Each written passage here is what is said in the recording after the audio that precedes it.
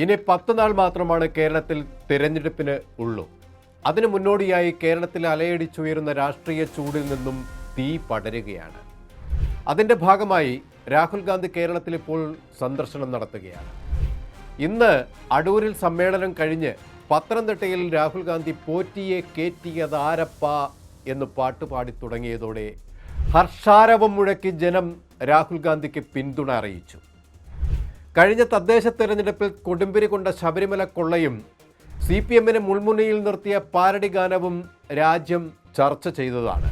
ഇപ്പോഴിതാ രാഹുൽ ഗാന്ധിയുടെ 2ാം ഘട്ട പ്രചരണ പരിപാടിയിൽ ഇപ്പോൾ ആ പാരഡി ഏറ്റുപാടി രാഹുൽ ഗാന്ധി കേരളത്തിൽ താരമായി ഉയരുകയാണ്. കേരളത്തിൽ തെരഞ്ഞെടുപ്പ് പോരാട്ടങ്ങളിൽ അതിശക്തമായ തീക്കാറ്റ് ആഞ്ഞു വീശുകയാണ്. ഭരണ നേട്ടങ്ങളുടെ പ്രൊപ്പഗാണ്ടയിൽ ഊറ്റം കൊള്ളുമ്പോഴും തകർന്നടിഞ്ഞ സർക്കാരിൻ്റെ വിശ്വാസ്യതയുടെ വിഴുപ്പ് കേരളത്തിലാകെ വമിക്കുകയാണ്. ധൂർത്തും അഴിമതിയും വിലക്കയറ്റവും തുടങ്ങി അനേക പരാജയങ്ങളുടെ യഥാർത്ഥ മുഖങ്ങളിൽ കേരളം എരിപിരി കൊള്ളുന്ന ഇക്കാലത്ത് കോൺഗ്രസ് ദേശീയ നേതാവും ലോക്സഭാ പ്രതിപക്ഷ നേതാവും ഇന്ത്യയുടെ പ്രതീക്ഷയുമായ രാഹുൽ ഗാന്ധിയുടെ കേരള സന്ദർശനം സത്യത്തിൽ LDF-നെയും NDA-യും വിഹലതയുടെ മുൾമുനയിൽ നിർത്തുകയാണ്. CJPD-യിൽ കേരളത്തിൽ പല മണ്ഡലങ്ങളിലും ശക്തമായി നിലനിൽക്കുന്ന സാഹചര്യത്തിൽ കോൺഗ്രസ് ഉയർത്തിവിടുന്ന ആരോപണങ്ങൾ കൊടുങ്കാറ്റായി സംസ്ഥാനത്ത് വീശിയടിക്കുകയാണ്. രാഹുൽ ഗാന്ധിയെപ്പോലുള്ള മതേതരവാദിയായ ജനാധിപത്യ സംരക്ഷകനായ ആദർശത്തിൻ്റെ മൂർത്തീഭാവമായ ശക്തനായ പോരാളിയുടെ വാക്കുകൾക്കായി രാജ്യം കാതോർക്കുന്ന ഈ കാലത്ത് LDF-നും NDA-യ്ക്കും ശക്തമായ വെല്ലുവിളിയാണ് രാഹുൽ ഗാന്ധി തൻ്റെ സന്ദർശനത്തിലൂടെ കേരളത്തിൽ ഉയർത്തിവിടുന്നത്. തിരുവനന്തപുരത്ത് ഇന്ന് കാലത്ത് എയർപോർട്ടിലെത്തിയ രാഹുൽ ഗാന്ധി ഹെലികോപ്റ്ററിൽ അടൂരിലെത്തുകയായിരുന്നു. വടക്കടത്ത് കാവ് KAP ബറ്റാലിയൻ ഗ്രൗണ്ടിലെത്തിയ രാഹുൽ തുടർന്ന് KSRTC ജംഗ്ഷനിൽ UDF സ്ഥാനാർത്ഥി CV ശാന്തകുമാറിൻ്റെ സമ്മേളനത്തിൽ ജനത്തെ അഭിസംബോധന ചെയ്തു. പത്തനംതിട്ട പഴയ ബസ് സ്റ്റാൻഡിലും തുടർന്ന് കോട്ടയത്ത് പുതുപ്പള്ളിയടക്കം 3 സ്ഥലങ്ങളിൽ പ്രചരണ പരിപാടിയിൽ ഇന്ന് പങ്കെടുത്തു. കേരളത്തിൽ ഇപ്പോൾ നടമാടുന്ന സർക്കാരിൻ്റെ ജനദ്രോഹ നടപടി ഒന്നൊന്നായി എടുത്തു പറഞ്ഞുകൊണ്ടായിരുന്നു രാഹുൽ അവിടെയൊക്കെ പ്രതികരിച്ച് ആഞ്ഞടിച്ചത്. നേഴ്സുമാർ ഇപ്പോൾ സമരത്തിലാണ്. അവരെ അവഗണിക്കുന്ന ഒരു സർക്കാരാണ് ഇത്. കേരളത്തിലെ നേഴ്സുമാർ എളിമയുടെ ക്ഷമയുടെ സന്ദേശവാഹകരാണ്. അത് പക്ഷേ കേരളത്തിലെ മുഖ്യമന്ത്രിക്ക് ഇല്ലാതെ പോകുന്നു. നേഴ്സുമാരുടെ സ്നേഹം ഞങ്ങളിപ്പോൾ ആവോളം അനുഭവിക്കുന്നുണ്ട്. ഉദാഹരണം, എൻ്റെ അമ്മ ഇപ്പോൾ ഹോസ്പിറ്റലിലാണ്. അവിടെ അമ്മയെ പരിചരിക്കുന്നവരിൽ മലയാളി നേഴ്സുമുണ്ട്. അവരെ ഏൽപ്പിച്ചിട്ടാണ് ഞാനിപ്പോൾ സമാധാനത്തോടെ നിങ്ങൾക്ക് മുന്നിൽ നിൽക്കുന്നത് എന്നും രാഹുൽ ഗാന്ധി പറയുകയായിരുന്നു. കോൺഗ്രസിൻ്റെ താരപ്രചാരകനെ സ്വീകരിക്കാൻ ആയിരങ്ങളാണ് രാവിലെ മുതലേ തന്നെ സമ്മേളന നഗരിയിൽ തടിച്ചുകൂടിയത്. കോൺഗ്രസിൻ്റെ 6 പ്രഖ്യാപനങ്ങളുടെ അലയൊലികൾ സംസ്ഥാനത്താകെ പുത്തൻ ഉണർവ് നൽകിയിട്ടുണ്ട്.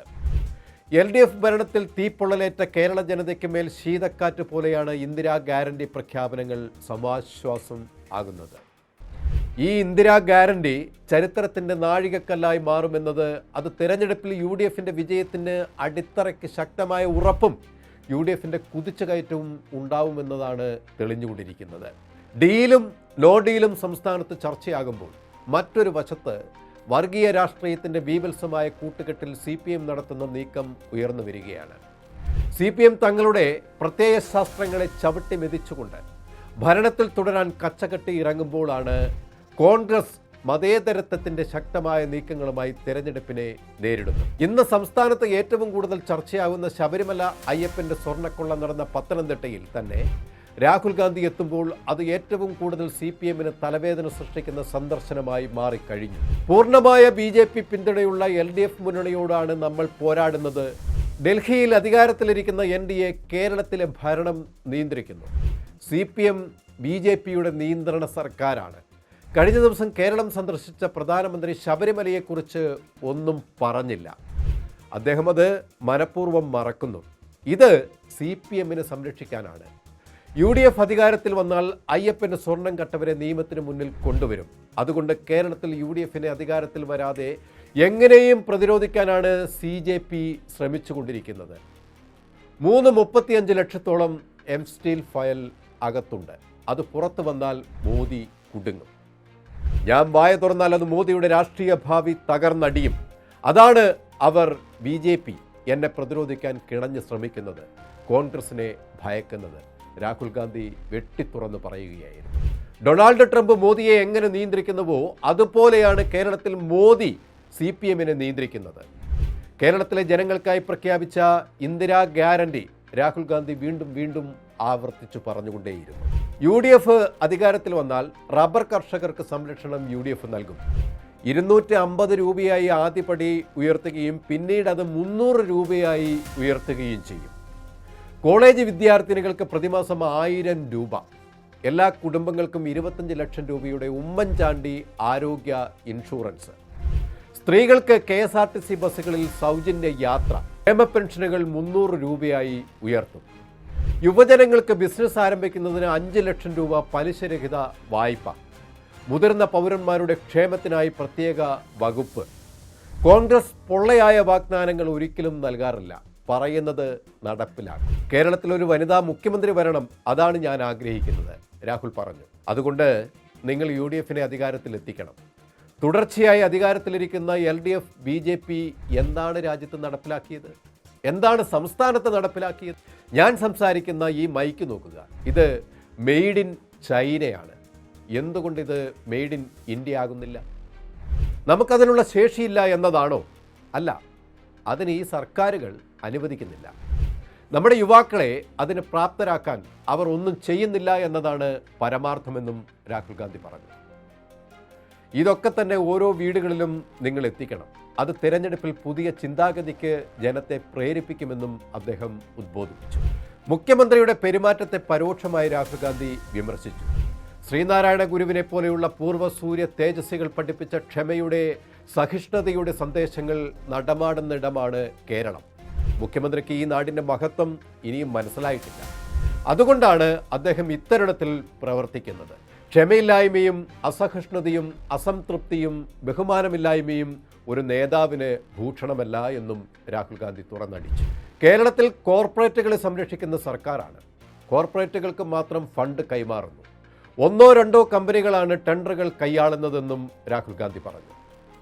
ഈ തിരഞ്ഞെടുപ്പോൾ LDF-ന് ബലികേറാ മലയായി മാറിക്കഴിഞ്ഞു. ഇനി ഒരു തിരിച്ചുവരവിന് LDF-ന് കഴിയില്ല എന്ന് വ്യക്തമായി കഴിഞ്ഞു. ഏപ്രിൽ 2-ന് പ്രിയങ്ക ഗാന്ധിയും ദേശീയ നേതാക്കളും കേരളത്തെ UDF-ന്റെ അലകടലാക്കി മാറ്റും. കാറ്റും കോളും രൂപമെടുക്കുമ്പോൾ അത് UDF അനുകൂല തിരയുതിർക്കും. കേരളക്കരയാകെ UDF ചാകര തീർക്കും. അവിടെ UDF അധികാരത്തിൻ്റെ, ജനാധിപത്യത്തിൻ്റെ പുതിയ കാഴ്ചപ്പാടുള്ള ഒരു സർക്കാർ അധികാരത്തിൽ വരും.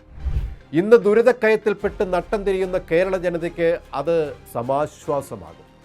ടീം UDF അതിനായി ഒറ്റക്കെട്ടായി പൊരുതുകയാണ്. ഈ പോരാട്ടം അത് ചരിത്രമായി മാറുമെന്നതിൽ യാതൊരു സംശയവും വേണ്ട. 100 സീറ്റിന് മുകളിൽ ജയം ഉറപ്പിക്കുമ്പോൾ അത് കേരള രാഷ്ട്രീയത്തിൽ UDF-ന്റെ ശക്തമായ തിരിച്ചുവരവാകും. LDF-ന്റെ പതനവും യാഥാർത്ഥ്യമാകും. കേരളം ജയിക്കും, UDF നയിക്കും. കൂടുതൽ വാർത്തകൾക്കും വിശേഷങ്ങൾക്കും ഞങ്ങളുടെ channel like, share and subscribe ചെയ്യുക. കൂടാതെ സബ്സ്ക്രൈബ് ബട്ടണിലെ ബെല്ലൈക്കൺ എനേബിൾ ചെയ്യാനും മറക്കരുത്.